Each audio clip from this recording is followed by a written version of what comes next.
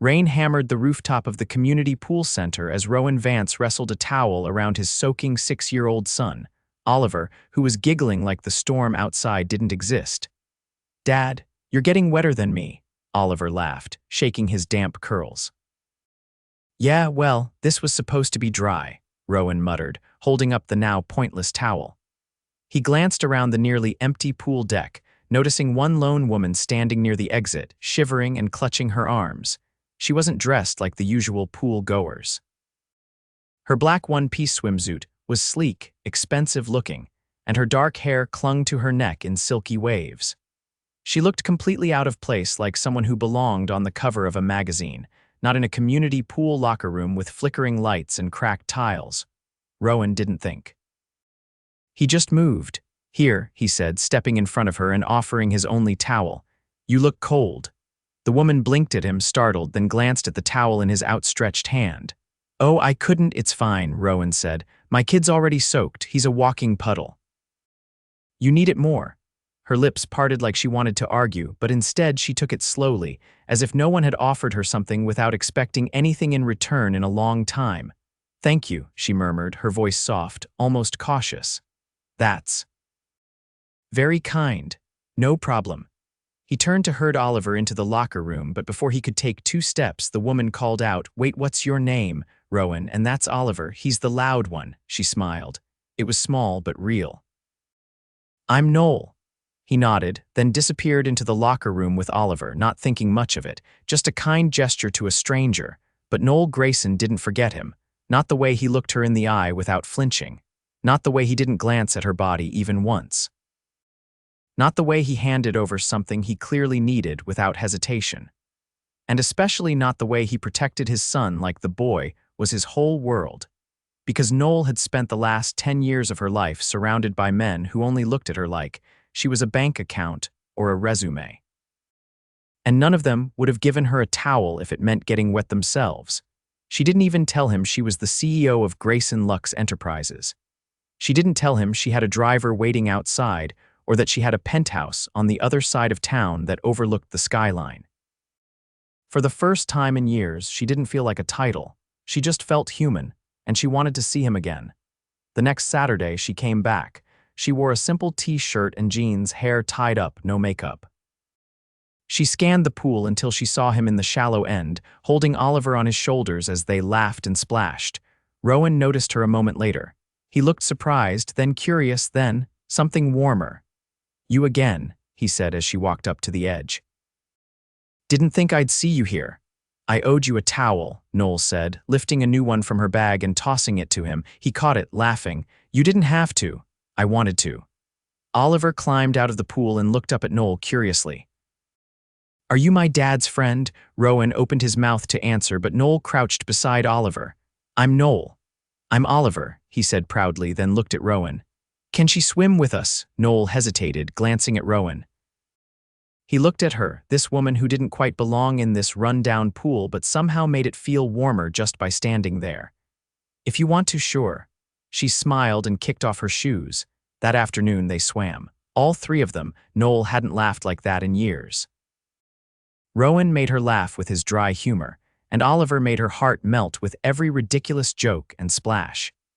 She'd been in meetings with world leaders, negotiated multi-million-dollar deals, and flown across oceans. All of it felt hollow compared to this. Afterward, she sat on a bench with Rowan while Oliver devoured a popsicle from the vending machine. "So," Rowan said, stretching his arm across the back of the bench, "what do you really do, Noelle?" She froze. "What makes you think I'm not just a woman with nothing better to do on a Saturday?" He arched a brow. "You gave me a towel that cost more than my rent." She laughed, then shook her head. "Let's just say I work in business. Fair enough." He looked at her, really looked. "You don't have to tell me anything. I just like talking to you." She turned toward him, heart thudding. "I like talking to you too." They met again the next weekend, and the one after that. It wasn't planned. Noelle never told him where she lived or what she did. She just showed up, always dressed down, always smiling. She helped Oliver practice swimming, brought snacks, and sat with Rowan on the bench while he told her stories about being a single dad. Rowan never asked for more. He didn't push, but he was falling, hard, and Noelle, she was already gone. She She found herself looking forward to Saturdays more than board meetings. She turned down a gala just to be at the pool. She didn't care if she was sitting on a plastic bench as long as she could hear Rowan laugh, but secrets have a way of catching up. One afternoon, Rowan showed up early. Oliver ran ahead while Rowan went to grab their locker key. On his way through the lobby, he froze. There, on the wall-mounted TV, was a live news segment playing, a shot of Noelle in a red gown, stepping onto a galer red carpet. The anchor's voice rang out.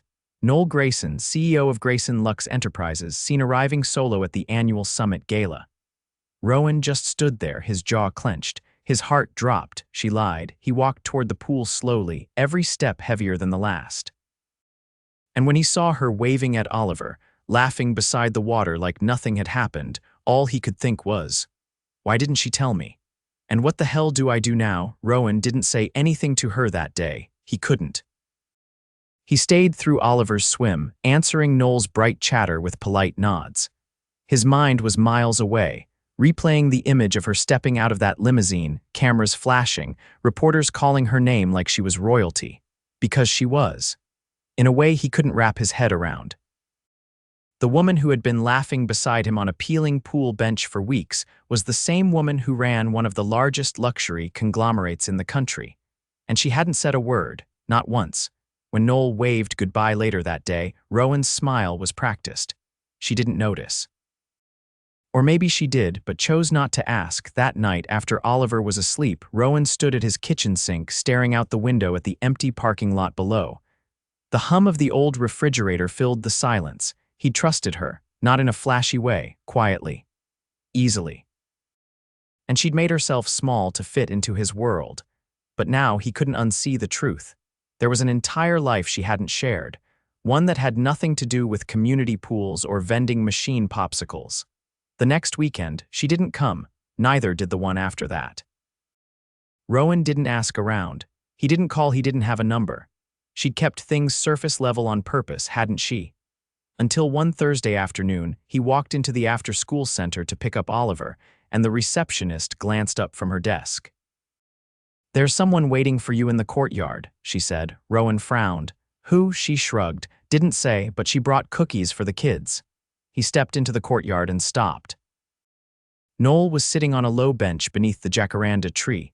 A tin of cookies balanced on her knees, her dark hair braided back, wearing a soft rust-colored blouse and beige pants that looked like they belonged in a catalog. She looked up at him, and for the first time she didn't smile straight away. "I wasn't sure you'd come out," she said. "I wasn't sure I should." She nodded, then opened the tin. "I let Oliver pick them. He said chocolate chunk or I'd be banned from the after-school cookie club." Rowan didn't sit. "Noelle, why didn't you tell me?" "Because I liked not being her for a while," she said softly. "The woman with the boardrooms and the press releases and the driver who waits at the curb."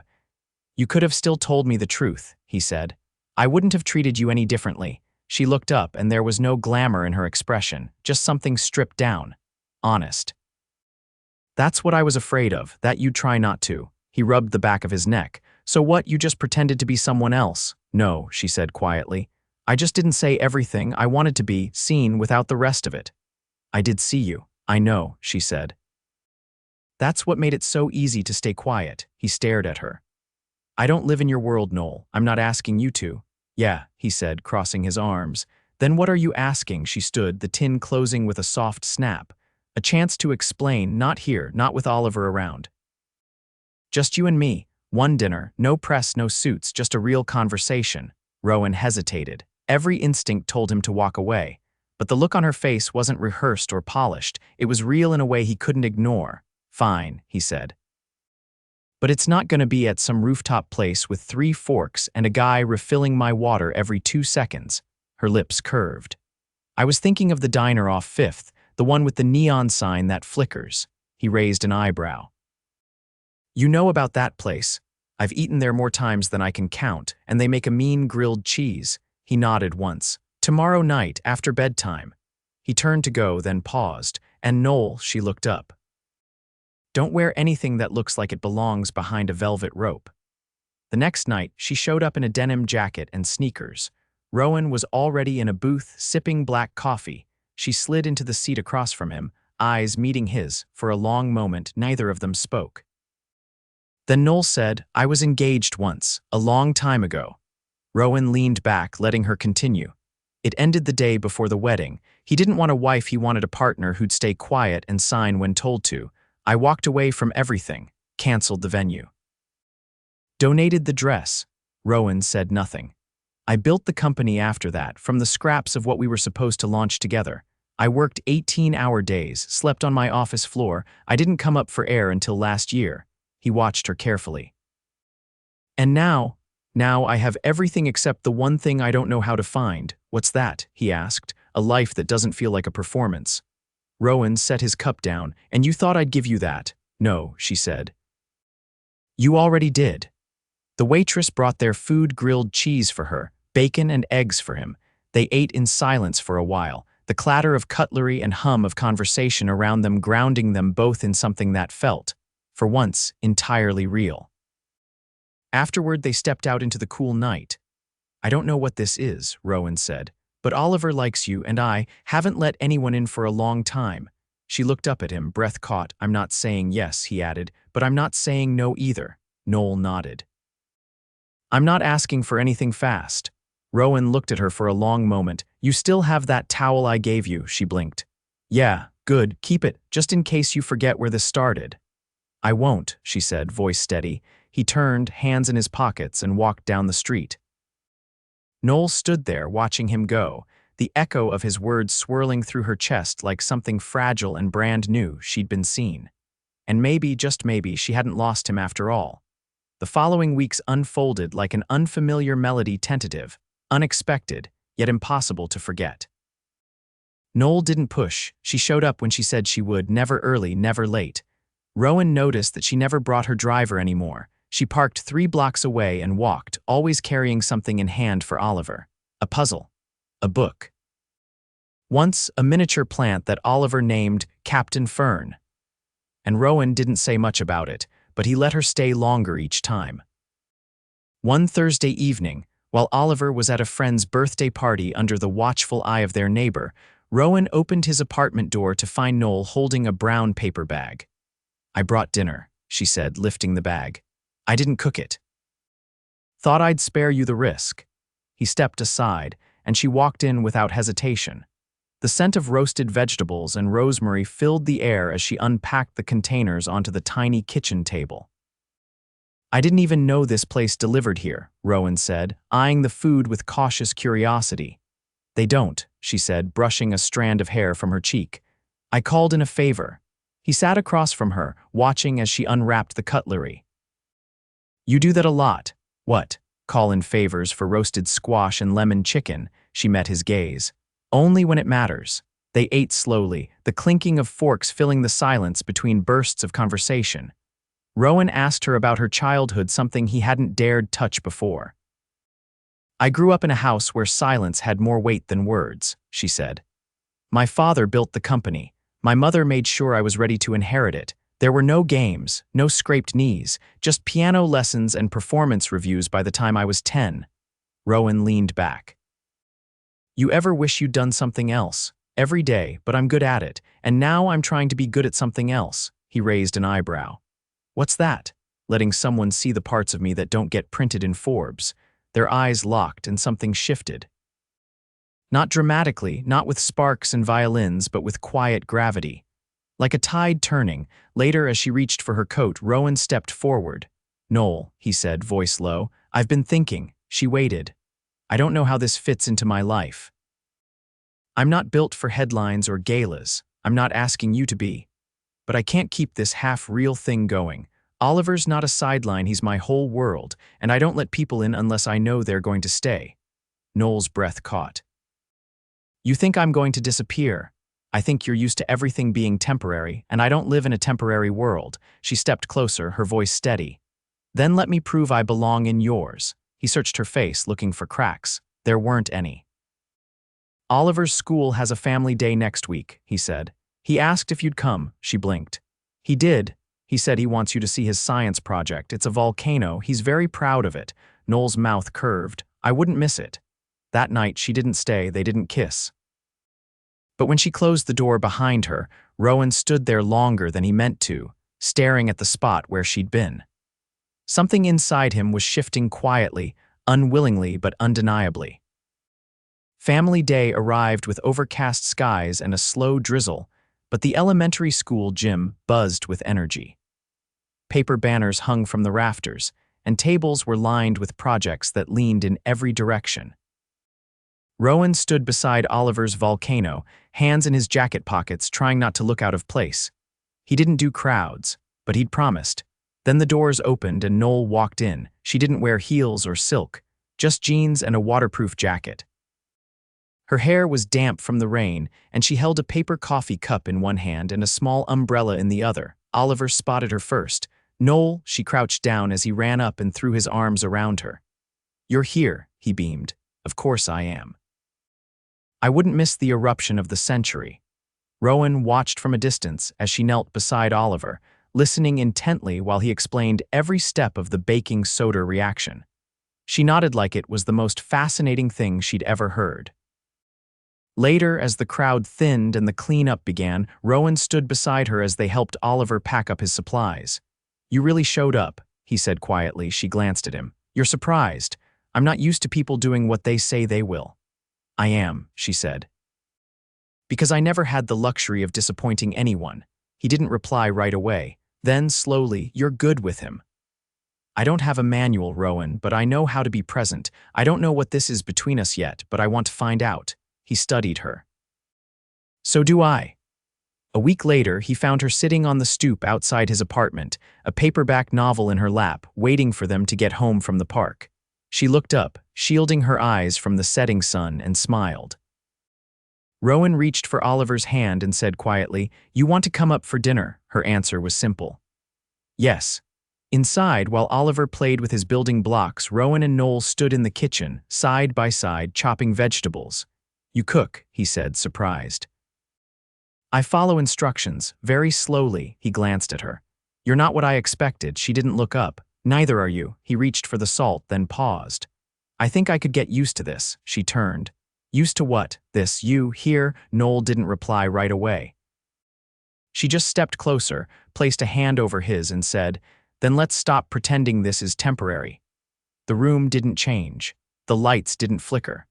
But something inside both of them settled like a door opening that neither of them realized had been locked.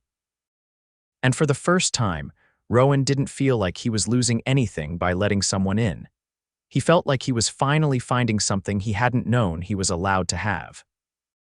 It was the sound of Oliver's laughter echoing through the wide marble hall that made Rowan pause just inside the towering glass doors. He'd never set foot in a place like this before Grayson Luck's headquarters. The lobby alone looked like it belonged in a film. Walls of pale stone, a chandelier the size of a car hanging high above, and not a scuff mark in sight. He felt like every step he took might leave a footprint someone would rush to scrub away, but Oliver wasn't fazed. He was twirling in lazy circles under the chandelier, his backpack bouncing with each spin. "Dad, it's huge. It's like a castle." Rowan adjusted the collar of his shirt, suddenly overly aware of his sleeves being rolled too high and the faint wrinkle in his jeans. "Try not to knock anything over, buddy." "I'm not touching anything," Oliver promised, eyes wide as he peered into the gleaming glass elevator. The receptionist at the front desk gave a small, professional nod. "They're expecting you." "Top floor." Rowan nodded back, guiding Oliver toward the elevator, heart thudding with every step. The invitation had come 2 days ago. Not a casual dinner or a visit to the diner this time, but a formal request. Noelle wanted him and Oliver to see her world on her terms, not as a presentation. Not to impress, just so there were no more shadows between them. When the elevator doors opened, they were met by a woman in a tailored gray suit and red heels who offered a polite smile and led them down a hallway lined with soft lights and photographs of cityscapes and fashion campaigns. Rowan walked with Oliver's hand tucked in his, feeling out of place but determined not to show it. Then the inner doors opened, and there she was. Noelle stood at the far end of a spacious office that overlooked the skyline. The wall behind her desk was entirely glass, the city stretching beyond it like a painting. She wore a navy wrap blouse and slacks that looked like they'd been designed just for her. But it wasn't the clothes that made Rowan's breath catch. It was the way she lit up when she saw them. "You made it," she said, stepping forward. Oliver ran to her first, arms flung around her waist. "This place is amazing. You have a whole city behind your windows," Noelle laughed, steadying him. "It's not mine, not really, but I do borrow the view." Rowan stepped into the office more slowly. "Didn't know we were walking into an actual empire." "You're not," she said, turning to him. "You're walking into my life. I just want you to see all of it."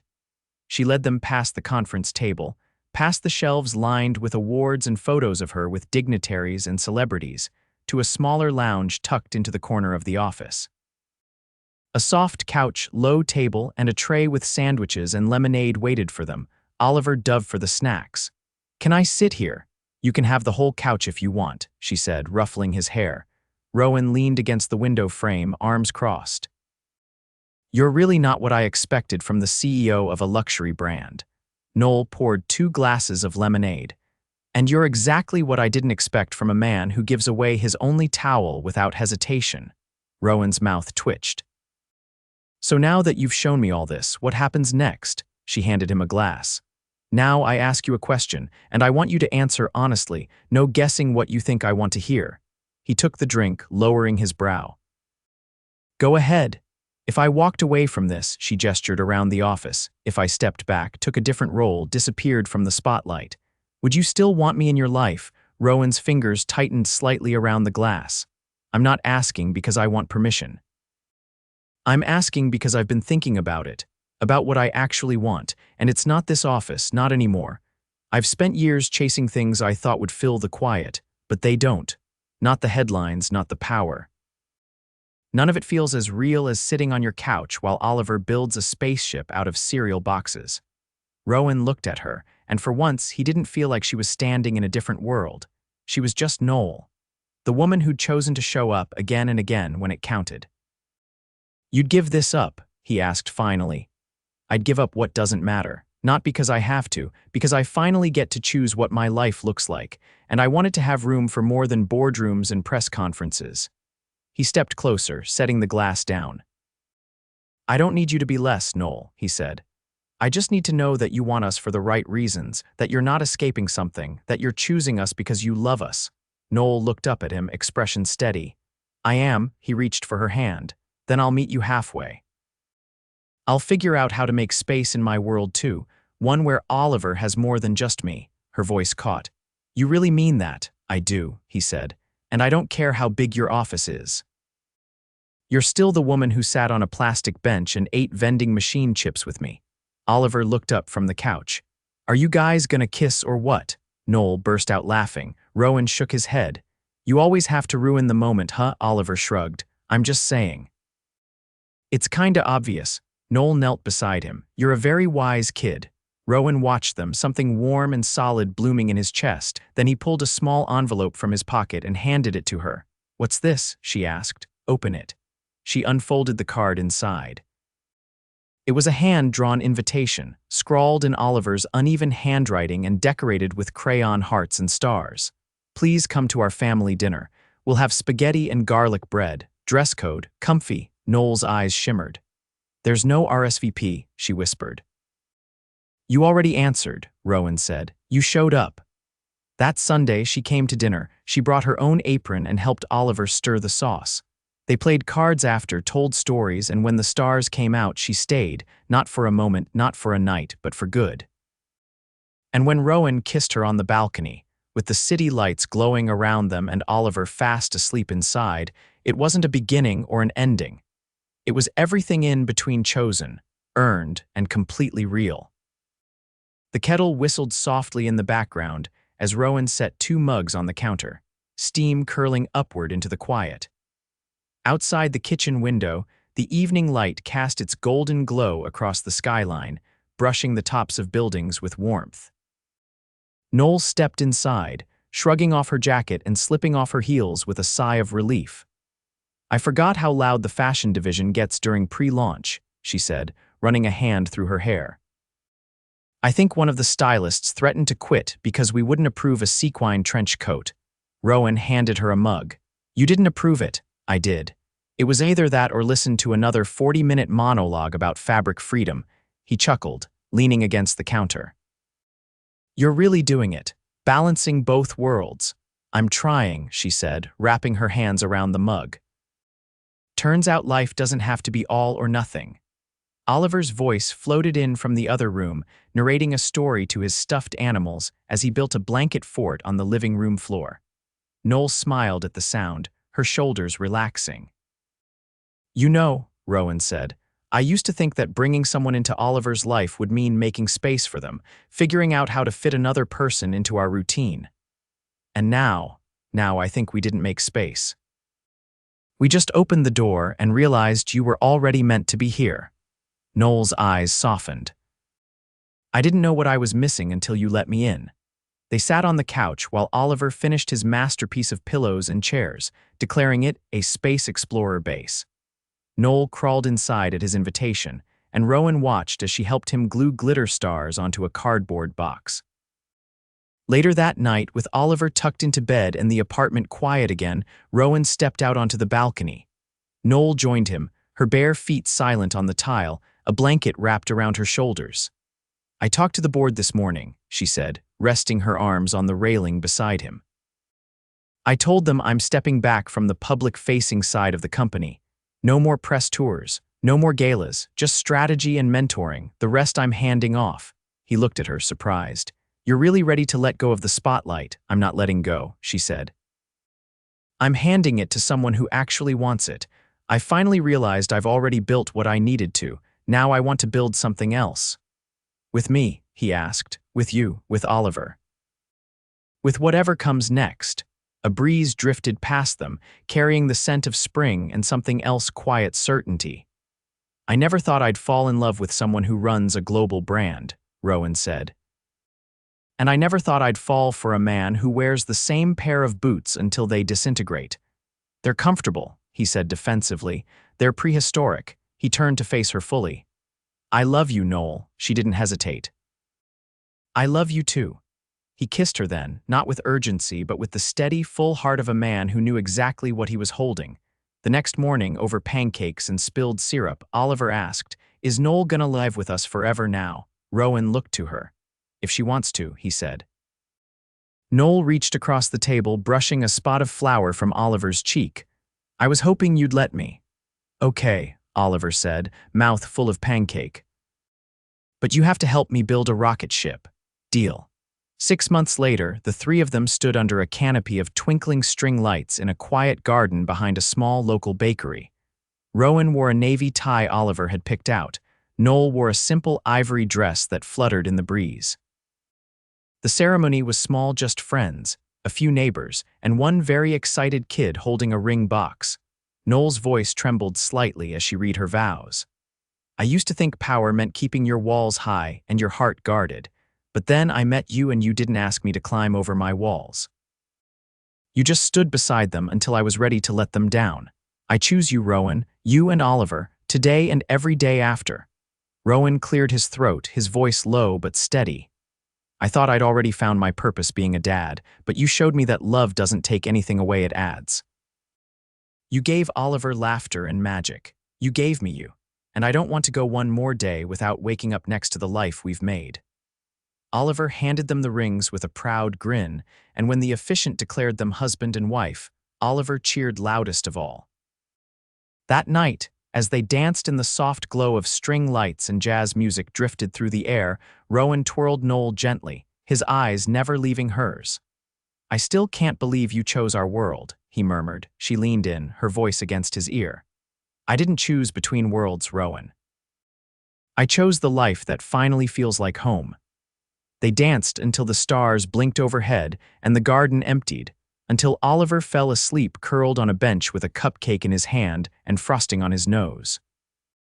And when Rowan carried his son inside and Noelle followed close behind, barefoot, laughing quietly, the world felt exactly as it should, full, whole, and finally completely theirs.